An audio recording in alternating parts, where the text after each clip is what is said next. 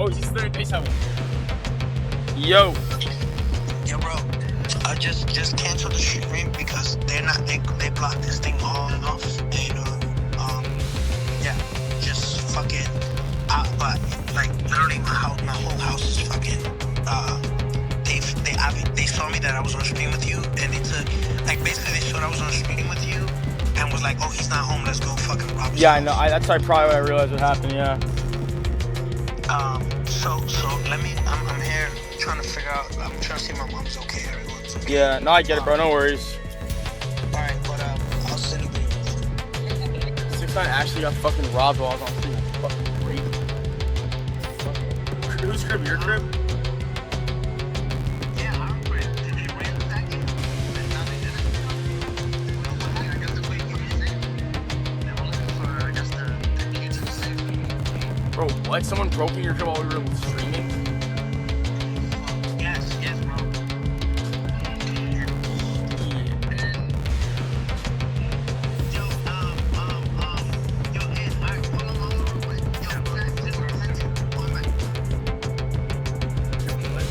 Got broken into, and like through how like his mom. We just got hit with reports that 4 armed men forced their way into 6ix9ine's home last night, pushing inside and holding his mother at gunpoint while demanding she point out every valuable thing in the house. Pure insanity and straight-up disgusting behavior. And the wild part? 6ix9ine wasn't even there. He was all the way in Miami live streaming with Jack Doherty when everything went down. Moments like this show exactly how far some people will go when they'd rather take them work for anything real. Instead of building something on their own, they run into another person's home strapped up and traumatize an innocent woman who had nothing to do with any of this, just to grab what they didn't earn. There's nothing respectable, impressive, or tough about that. At all. And don't get it twisted, 6ix9ine isn't the only one shaken. Anybody with a heartbeat would be furious and terrified if their family was targeted like that. Supporting behavior this foul makes zero sense because no real person would ever think this is okay. Earlier today, 6ix9ine finally spoke out, and you could see the emotion all over his face, which makes complete sense after what his mother just endured. The whole thing was reckless, cowardly, and straight up pathetic. But even he knows a giant part of this situation lands right back on him. Almost like 95% of the blame sits on his shoulders. And even people who hate 6ix9ine would never look at a video of his mother, a woman in her 60s, being held at gunpoint and think that acceptable in any way. But here's where 6ix9ine completely played himself straight into danger. Before the robbery even happened, he kept live streaming inside his house, showing every corner, giving casual house tours, and filming interviews right in his living room like it was a stage. Adam rolled up. Trap Law Russ rolled up. Vlad rolled up. He literally opened the door for anybody with a MIC. He was moving like a normal civilian, not someone wrapped up in major cases, heavy drama, and people who still hold serious grudges. On top of constantly revealing his location, he kept flashing stacks of cash just sitting around like props in a movie. There had to be at least $150,000 on that bottom shelf alone. Easy money. He was literally showing people the house, showing the cash, showing everything inside. That only poured more gasoline on the fire. Come for the blind date. Oh wait, the cash. What's up? So I want to make this video to clear up all the fake news and rumors. So the world knows this. It's a fact. I'm on house arrest. I've been on house arrest. I think everyone in America and everyone across the world knows that I'm on house arrest. Yesterday they allowed me to leave for work. People, I guess, saw that I was on live stream with Jack Doherty. They took that opportunity to do some. Like I said, it's me, so I get it. The rules are different for me. But if it was your favorite artist, your favorite actor, and that was done, they don't get no cool points for that. My mom is 60 years old. Y'all know I'm supposed to come home. Y'all know I'm home all the time. I'm on house arrest. So y'all take the opportunity that I'm not home. Y'all see me on live stream with Jack Doherty in Miami, and y'all do that. That's push. That's whack. Get no cool points for that. I don't think nobody respects that. It's fake. Yeah, sure. Meanwhile, the internet is zooming in on every shelf like a squad of forensic detectives. Then 6ix9ine starts bragging about having zero security at home, basically screaming an invitation to trouble. What did he think was going to happen after saying that publicly? Who was he trying to protect? Fans aren't storming the courthouse demanding a judge hand him armed guards. And he even explained how crazy the system is, how a court initially blocked him from having protection, how he appealed, and how higher judges overturned it because the first ruling made no sense. But then he says March 12, 2025, he gets raided, they find concealed gun, and suddenly everything flips. The gun wasn't even his. It belonged to his brother with all the proper paperwork. Yet by April 21st, the judge strips his gun license anyway. Now is paying licensed security who can be armed in the mall, but 6ix9ine himself isn't allowed licensed protection at home. That's a wild catch-22. He tries to explain it, but the system isn't making sense at all. That interview might have pulled massive numbers, but clicks don't equal courtroom support. The formula is simple. He's a polarizing figure who's openly clashed with dangerous crowds. He keeps valuable things inside the house. He tells everyone he has no armed security, no guns, and no legal way to defend himself. That combination is literally a recipe for disaster. He practically broadcasted a blueprint and then acted surprised when someone followed it. He even clarified that because of his legal situation, he couldn't keep weapons in the house at all.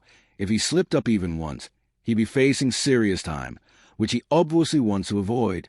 So now every dangerous person watching knows one thing.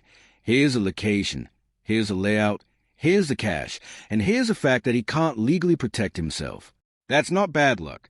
That's a situation created by his own decisions. There are no guns in that house. Zero. And even the security you might see around him, not armed either. On top of that, he doesn't even have full-time security with him. It's literally just him sitting alone in that massive house. Then he turns around asking, how did this happen? It happened because he talked way too much and gave away way too much information.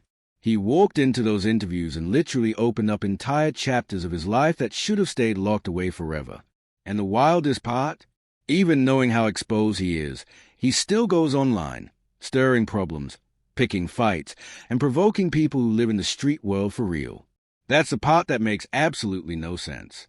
If you know you can't carry protection, can't have armed guards, and can't defend yourself legally, why are you antagonizing people who absolutely can?